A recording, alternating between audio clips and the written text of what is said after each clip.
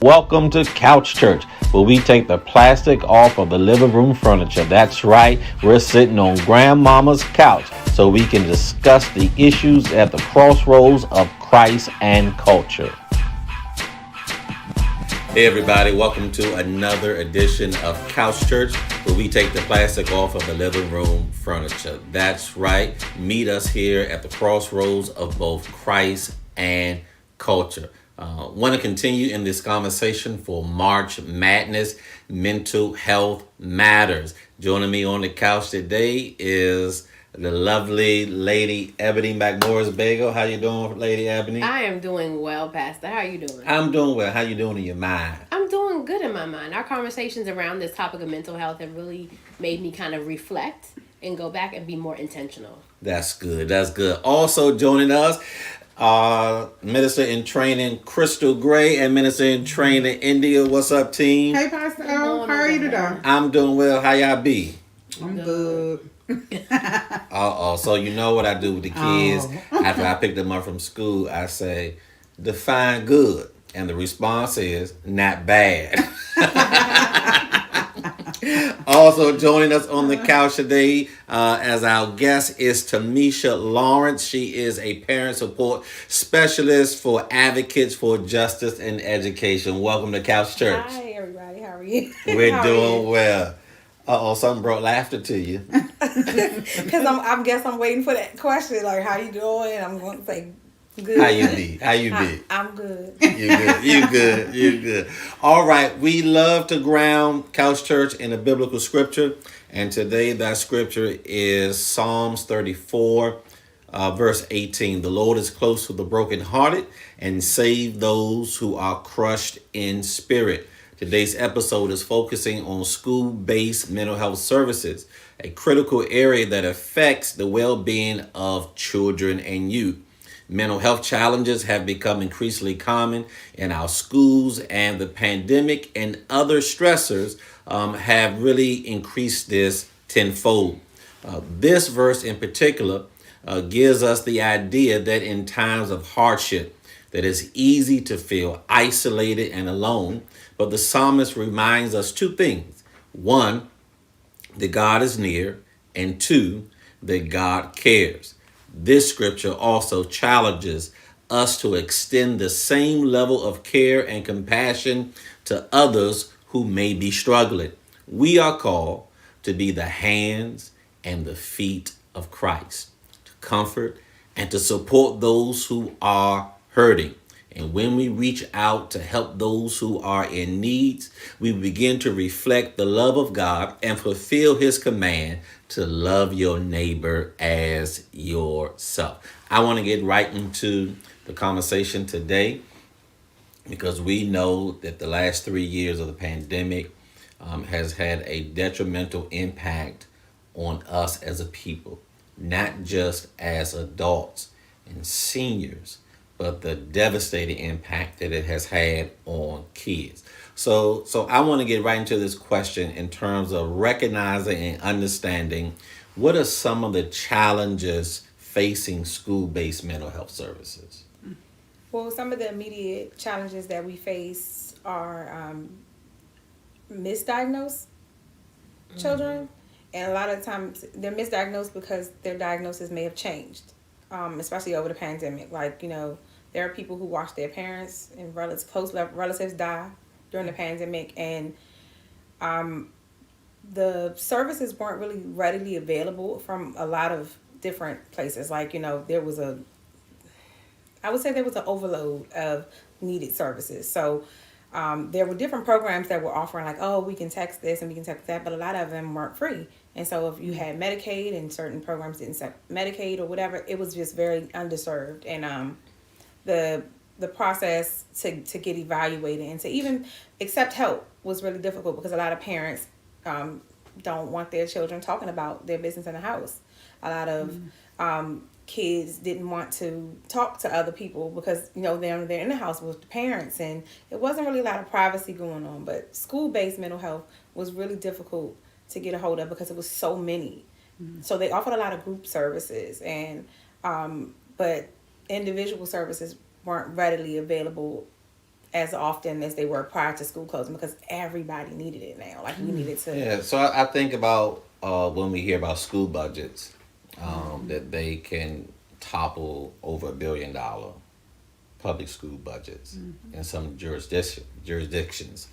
So the challenge isn't necessarily around the availability of funding. It is the allocation of that funding to meet the needs. I hear what you say there's a misdiagnosis, that their diagnosis could change. So is the failure to recognize the change because you don't have adequate support staff to do the reevaluations? I would say that because of the credentialing of who they allow to service is becoming an issue in some schools. So, like, the person who can diagnose you is not necessarily the person who can service you.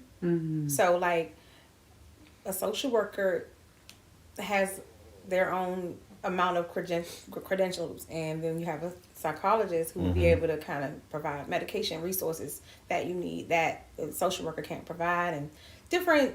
They didn't really have enough for all of the students they needed to serve. That was my opinion as a parent. You know, my son went the whole school year without their therapeutic services, and I didn't understand why in the school didn't really have an answer why they just stopped services. And some of the schools were saying, like, oh, we don't have the staff, we let go of our staff, and we did this because unfortunately due to the pandemic. Like, a lot of people use that. I wasn't saying they use it as an excuse, but that was what they did. They said that because of the pandemic we don't have the capacity, but they allowed so much more funding during the school year. It was an to excuse. do it, and it was just like really unfortunate because coming back into school was so abrupt to the kids. Like, no one was ready to go back. They were ready to get out the house, but the way that they had everybody go back, it was not a smooth I felt like it should have been a smoother transition. Everybody is required a transition period, and especially children who already had mental health needs that were especially adjustment needs. Some people have suffer with adjustment disorder, and adjustment disorder alone requires a decent transition. And some of the kids who had severe mental health needs, they went to school during the pandemic. Like, they were maybe the only student in school setting because their IEP required more support services. Some schools were like completely like, absolutely not. We're not doing that. We're not bringing the kid in school. We're not risking ourselves. Like, it was just I think the school-based services really took a hit during the pandemic. India, how long have you been an educator? 15 years. 15 years. So you have seen firsthand, not only as a parent, but also in a profession, right? The impact or the challenges that happen around school-based mental health services. In your opinion, has it gotten worse or better? I'll honestly say it's a case-by-case situation. I can't say that it's worse or better. I would say that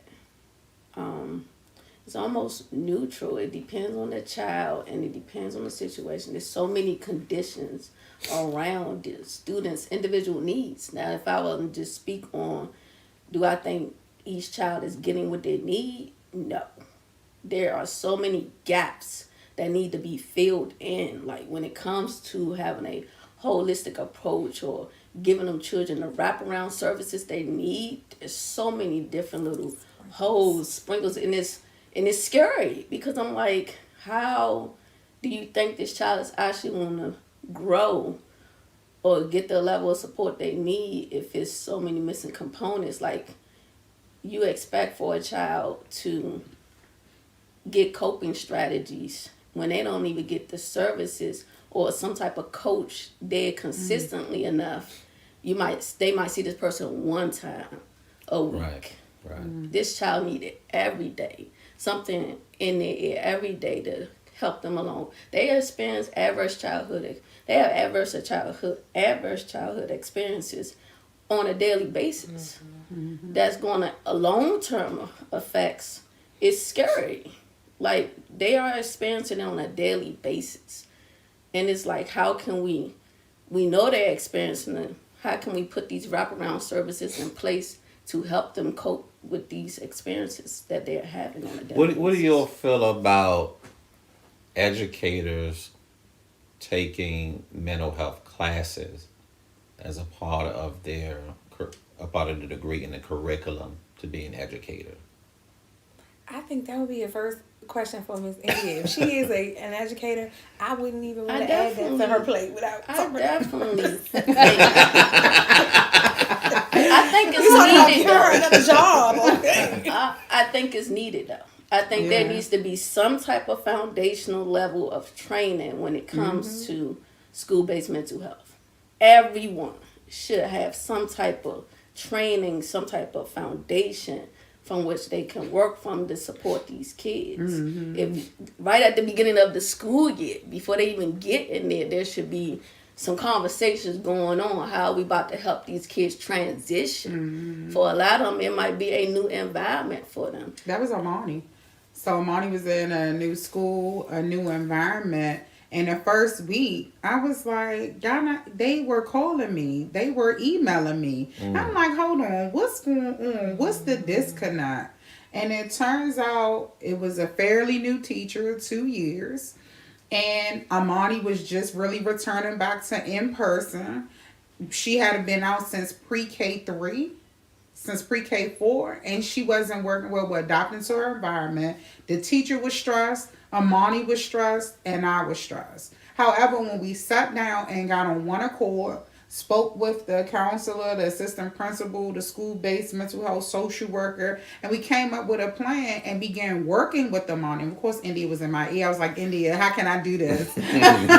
But it worked. And right now today, Amani is excelling and she's doing great. Her tests, we're not just talking about as a student, her test scores rose because we put things in place. But how many parents can take the time? Single parents. Right. Single parents. Because it sounds like another job. Oh, it definitely Right, is. That's why I said I wouldn't want to put that on her first. Is another job as educators to have this credentialing, but there's also another job as parents Oh, yeah. to advocate. I can remember when I was doing some work in DC public schools around in-school mentoring. It was a shocker to me how kids in elementary school would walk around and saying, I'm going to call my mama and she going to come up here with my lawyer.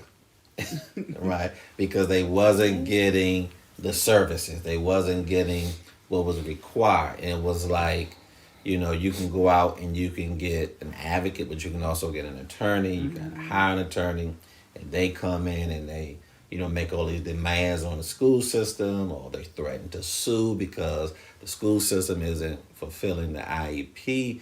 It just seems like there ought to be a more comprehensive system in place. We've been talking about these issues. One thing I think COVID did was it really just pulled back the sheets on everything that was already wrong with the educational system. And on top of that, me being a journalist, the stories that I see coming out more, that we saw coming out more and more, was the fact that there was a lack of broadband access. So then you have this issue of connectivity and communication. So where programs may be rolled out for things that the students have access to, but if you don't have broadband access and connectivity, you are even more disconnected and more isolated. So you saw parents, like we mentioned before, going to McDonald's, sitting there so that their kids can sit down and have online access or get some type of free Wi-Fi. So even the services that were available to deal with some mental health issues, there's no connectivity, there's no broadband access. 80% of even our HBCUs had issues with broadband access. And so even the programs that you say we're giving away, my child can't have access to that. Then you're talking about single parent homes that are struggling with these issues, Black kids who are already misdiagnosed and put into classrooms that they shouldn't have been in. And there's always been this lack of care. It just exposed and exasperated how I would say the American education system has been failing our kids. And too many times we've been people who don't understand complain about the children and not the system. Exactly. So, solutions. When we look at a successful school-based mental health, a comprehensive, let's say that, because we have it, it's just not comprehensive. or it's lacking in different parts, what does a comprehensive program look like? Well, the first part that Miss Crystal started with was that she reached out to the teacher. Mm-hmm. She connected with the school. Like, it starts with the parents. It starts with us first. Like, I get it, as a parent. Like, me being a parent support specialist, that was asked upon me several times. I've been advocating for my son since he was 18 months. He will be 18 in September. Mm-hmm. And so doing this I was forced to do it because I did not have help. And I started in the denial process. Oh, no disability here. He listens to me.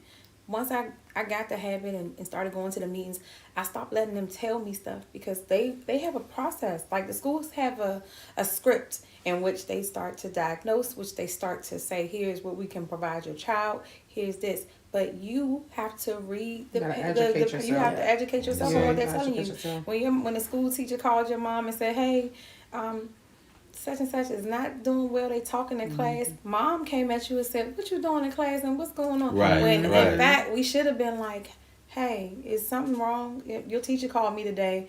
Were you talking in class? Because we believe what they told us first. I'm gonna say this. I got a call from my mom. No, I did too. They called my mom. My mom believed it. She ain't asked me nothing. So I have to get in. We have to get in the habit of asking our kids. There is a process. Let's say when a child goes to a new school, the school has 30 days to review their IEP. 30 days from the day it starts. So when my son started the school this year, I tell him he has 20 days to look around his classroom, take a piece of paper and write down the issues. If the class is too loud, if the teacher talks too loud, if you sit too far back from the desk and you need to be closer, if there is somebody saying something to you or the teacher says something that makes you uncomfortable, you have 20 days before your 30-day review to let me know what it is so we can talk about it in your meeting. That's parental education. So yes, it's it the starts parent with having us. the knowledge in order to properly have parental engagement. Yeah. Yes. Because absent of the information, then you can't make informed decisions on the behalf of your child. Of your child. You can't rely on everyone to give you the appropriate information, because you have to remember when a school is providing you with information, their goal is to educate all children. Right. Even though their goal says I'm educating one child at a time, no, they're educating a school. The goal is to get high test scores. The goal is to get more funding, to build state-of-the-art classrooms and stuff like that. So when that happens, you as a parent have to put your child as an individual. Individually, you need to learn what it is that is going to support your child, especially when your child has mental health concerns, especially when your child has an education. But I have a question. Because if we're asking about the solutions and the goal is for the parent to educate themselves, most children, or I don't know the numbers or the statistics, but most kids with IEPs, their parents have IEPs. Their parents might be illiterate. Their parents might be suffering. So if the parent is already suffering, what can be put in place for the teachers to see, for the faculty, the staff to see the child and know the child needs is coming from a home. Yeah, it's coming already, from a home where the parent can't advocate. And I think that goes back to, some of the stigmas Yeah. that Tamisha talked about earlier in terms of how in some communities you don't want to have that conversation, or you don't want a piece of paper or diagnosis attached to you. And so you have, like you stated, you have children who are on IEPs, but no one has really done an assessment regarding if the parent was on an IEP and if and so we sometimes have a way of throwing solutions, i.e. dollars, at a problem, at a situation to try to calm it. But are we really making impact? Because there are times in which we can throw too much money and then the system becomes so big to fail. So we throw more money at it, of those that really addressing the issues, the issue that we're facing. Some of the assessments that are started when a child gets an IEP, they do ask, does anyone else have any disabilities or mental health concerns? They ask, but I don't know if they're implementing if they do. If they do, right. Well, I would say I don't believe that they are implementing. What are they supposed to do? Parent, if the parent has an IEP, then there is no there. I will tell you there is nothing in place. I used to say to the school, pretend I know nothing. I had to start sitting there and telling them, like, pretend I know nothing. I cannot read. I cannot understand. I cannot comprehend. And you had me this 20 packet The of paper paper fill out, at the beginning of the yeah. meeting that is supposed to tell me my rights and procedures and safeguards. And so at my agency that I work for, we have come up with videos that separate Each section. Oh, each that's a good section idea. of the IT. Oh, So we are yeah. not just an advocacy agency. We are a parent training center. So we train our parents, and we have meetings regularly. We have blog posts. We have YouTube videos. We do Q&A sessions every week. Q&A sessions so that parents could come in and ask questions about their child's IEP or their child's current circumstances. And do if you needed. do that independent of the school system? Yes, Or we don't work or for the school partnership? system at Right. all. So part of a comprehensive plan is how now do you bring that resource Inside the school. inside of the So school? we have a process where we are trying to, where we get in partnership with some of the schools, but the school has to say yes.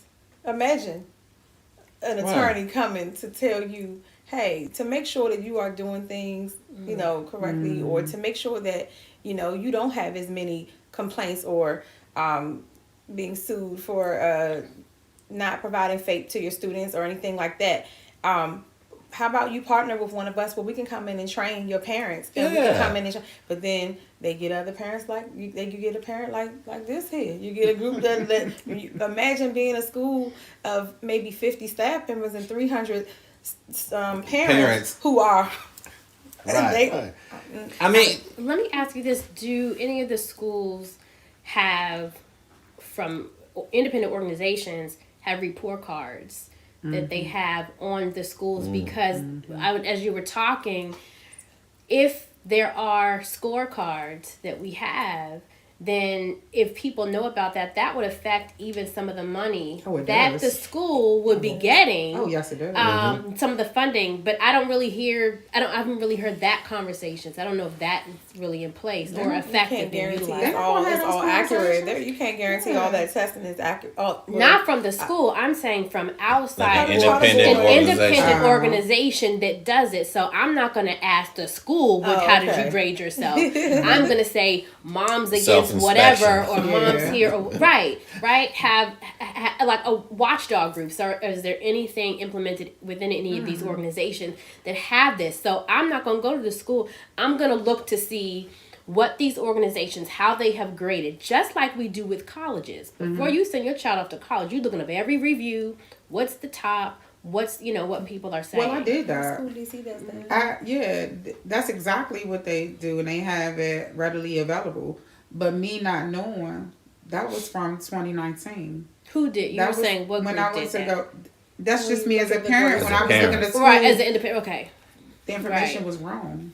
It was incorrect. It hadn't been updated because of the pandemic. Signs on the school that says tier 1, but They're that not tier tier 1 was one, it's from gone. 5 years ago. Like Yeah. the demographics aren't necessarily true. I mean, it's the Right. statistics as far as like how school goes is not current. So holding And- them accountable and- has gonna have to come from. That's why I was saying outside But there organizations. are outside that- organizations, but if they're working together, like my school DC does the lottery. lottery for The the lottery. schools. And I don't know about like other counties, but I know my school DC does the lottery, and we can check them to see how the school is rating as far as demographics, as far as test scores and everything, and we can't question how accurate they are. There's a website called Great Schools, and I used to go on there to kind of see what theirs look like, and we can't question whether or It's not accurate. but there's like, I think Great Schools is like Yelp a little bit, because the parents complain on there. I've gone on there and I've seen complaints, but I can't tell you how accurate, how recent it is, and who's necessarily running the show back there. But as a And I'm not parent, gonna tell you I lost my tier 1. I'm not gonna let you know I lost my tier 1 due to the fact of our kids, that 70% that need help. We didn't help them enough to do good on a park test. So because we didn't help them enough to get them where they needed on a park test, their scores were dropping, so our funding dropped. So we're no longer a tier 1 school. It's not even based upon tiers anymore. I think it's report cards now. So DCPCS used to have tiers. Now it's based on your report card, your funding that you're getting. So again, this stuff is not accurate even if you go look for it. let me offer some statistics into the conversation. According to the National Institute of Mental Health, 1 in 6 U.S. children between the ages of 6 and 17 has a mental health disorder. Of that, only 50% are actively in treatment. Based upon the Center of Disease and Control and Prevention, the report of suicide is the second leading cause of death among young people between the ages of 10 and 24. Second leading cause of death. Now, this data doesn't even take into effect the issues around this whole fentanyl. We talk about illicit drug use as we talk about adults. What about these kids? But if you look on any local or national news station, you hear countless reportings of students who are ODing and even dying from fentanyl, whether because they are smoking weed and it's laced, or they have fentanyl pills that they're popping. And you can go in some jurisdictions, you'd be surprised at the amount of teenagers that do heroin. Right. And I think all of that is contributed to the mental health of a student, what they have to deal with in community, in culture, in their own personal lives, and then how that comes into the school system. So what then becomes again, I'm stuck on this comprehensive approach to mental health, because money is not a problem. We got money in the school would say system. it's a problem, but the schools are not agreeing. We have $4 billion. Yeah, they're How much? $4 billion. How much? $4 billion. How much? So I mean, like, But when I DC's say different back to because- how is I'm it just- being allocated? right, that's the being question. allocated? The question is it the wrong when allocation you of need to know the how- of the So resources. the first thing you do is advocate for the funding. That's the first thing. You get the funding. The second advocacy is you advocate. you, the parent. Your Advocate parent, for the funding. whoever. That's the first thing you do. That's your first step is advocate for the funding. We got the funding. Now is you advocate for where is the funding going. And who are we holding accountable to spend it correctly? Right. And if it's not being spent correctly, what are you doing about that? So you have to hold people accountable. As long as you just allow systems to be put in place and have them being misused, abused, mistreated, and funds are going where they're not supposed to go, and then you don't hold them accountable, of course they're going to do repeated behavior and not do what they need to do. And who's teaching? Because you talked earlier about the teachers that are in the system. Monty had a teacher who was new 2 years, and so we have to look at the communities that we're in across the board. This is the DMV area that we're in, but many people who are going to be watching, they're going to be coming from all across the Yeah, U.S. so we're talking about urban right. centers across the U.S. Right. So are the teachers that are teaching your children, where are they coming from? Are they in their community? Do they even understand the issues that they're going to be handling? And so when you talk about an all across the board approach, we're really talking about reimagining how the school system And that's a whole. different issue in terms of whether or not educators are actually coming from the communities in which they are serving. But that's a part Right. of it, That's the what I'm mental saying. health, because how you going to teach my little black child? But that's the Right. point. So that creates another issue, Right. another challenge To address the trauma in the kids. and so really they're not even educators. That's not even what their degree is, but they can become a teacher and teach for 2 years or 3 years and get all Take their that, student go someplace else and get and all their make more student money. loans forgiven. Oh yeah. Right? How you That's know about that? yeah. I was yeah. trying to avoid that conversation. I mean, it is what it is. What it is. I didn't Right. even know everybody knew that. Yeah, absolutely. As long as And you come and teach in the urban area And for a 2 certain amount of years- time, your student loan is. So Wiped out. I only just found that out. Though. Yeah. I was just going to say, are you telling me that they... yeah. So when you see them there for a brief time, Yeah, and they then were they only leave. supposed They ain't to got be no there long-term until investment. that No. loan was And that's the covered. thing. What is the investment? Like, this has to be an all-in approach to But- investment, advocating for that. We're I also- just... We're also talking about the same kids we're talking about teaching are the same kids that are going to become teachers. So if we don't get them right now anyway, the conversation you having is going to still be ongoing, because we still going to get those teachers that come here and get paid for working in our neighborhoods, because we're not really preparing the students now mentally. Right, Not right. saying we as a whole, but just as a community, we're not able to prepare. We're not, able to effectively prepare our kids to grow up and be the And let's- teachers we and want let's them be to be. The teachers that honest. we want to teach our kids. There are certain people who can afford to come into the school and teach for 2 years and then leave and go get another job. There are some people in certain communities who have enough financial capital and resources And support. where they can come in and make marginal money as a teacher. I mean, let's talk about teacher pay.